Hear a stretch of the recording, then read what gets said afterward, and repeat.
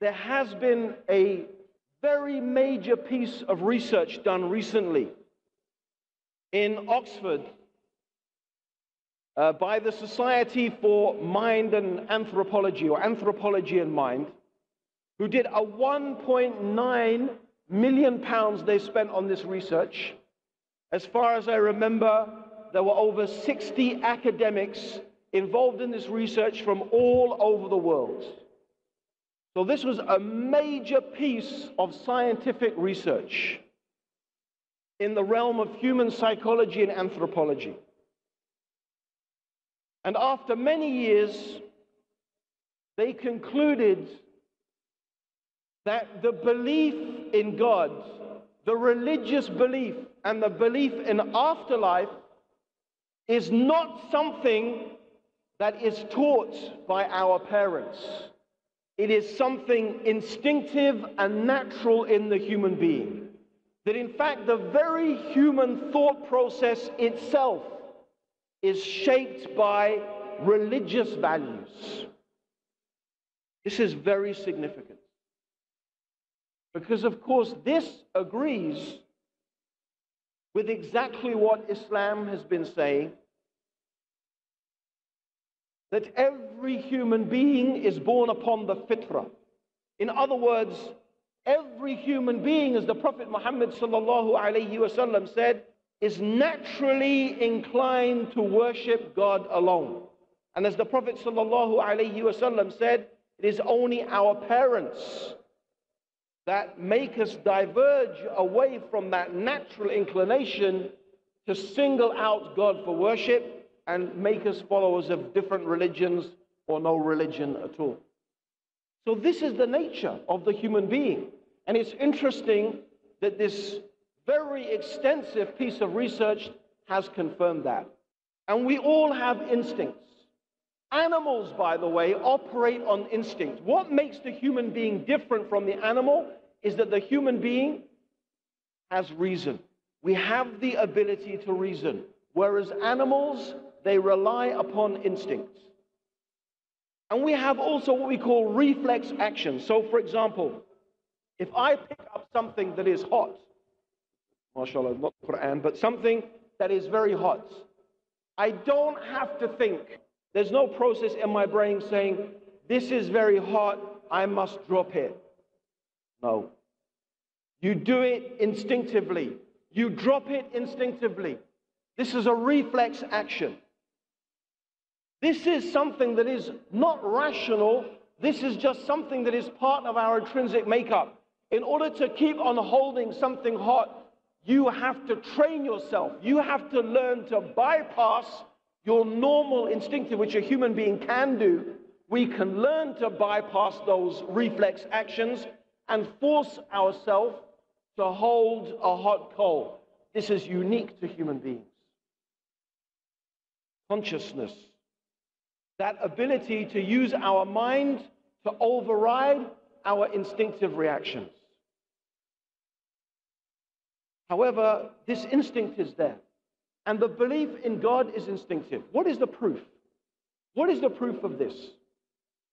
It's very interesting that one of the, what we could call the high priests of atheism, Richard Dawkins, was recently on a TV show, and he was being interviewed. And he was saying in this interview, you know, most Christians, they don't know anything about their Bible. They just don't know about their book. So the interviewer said, okay, that's interesting. You believe, Mr. Dawkins, you're a big fan of Darwin, aren't you? Of course, yes, Darwin's very important. Could you tell me the full title of his book, The Origin of the Species? And Richard Dawkins started going, oh God. He said, oh God. So he found that this atheist, or this renowned atheist, is being put in a difficult situation. He doesn't know the answer, and he ends up going, oh God, like, oh God, help me, what am I going to say? And this is a guy who says he doesn't believe in God.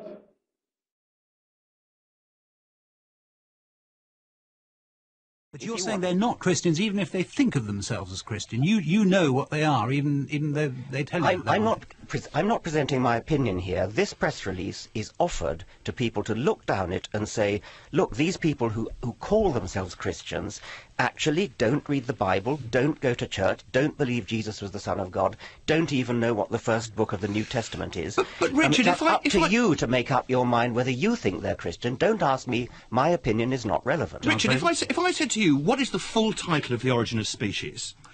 I'm sure you could tell me that. Yes, I could. Go on then. On the origin of species, on the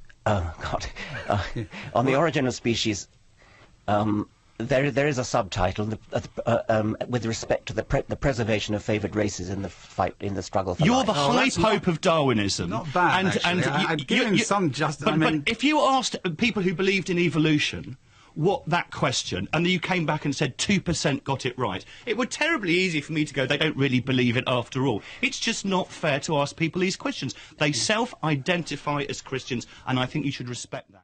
And this is a guy who says he doesn't believe in God. And actually, this is instinctive.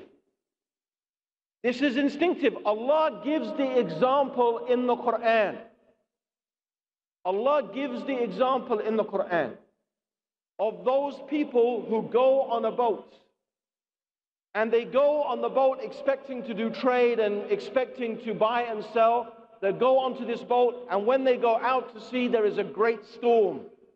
Can you imagine? Huge waves crashing down on top of you. Now, for a bit, the human being will think, okay, the boat is going to save me.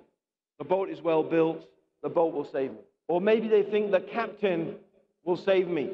But when the boat starts to disintegrate, to break apart, and the captain gets washed over shore, what do? What do? They start calling upon the Creator. They start saying, oh God, help me. And when they say, oh God, it is not the point, the name is not important. Whether they say God or Allah or Huda or whatever. No, the name is not important.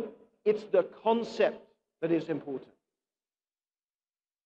What are they calling to conceptually? Conceptually, in their minds, they are calling upon the being which they know instinctively has power over everything in the universe.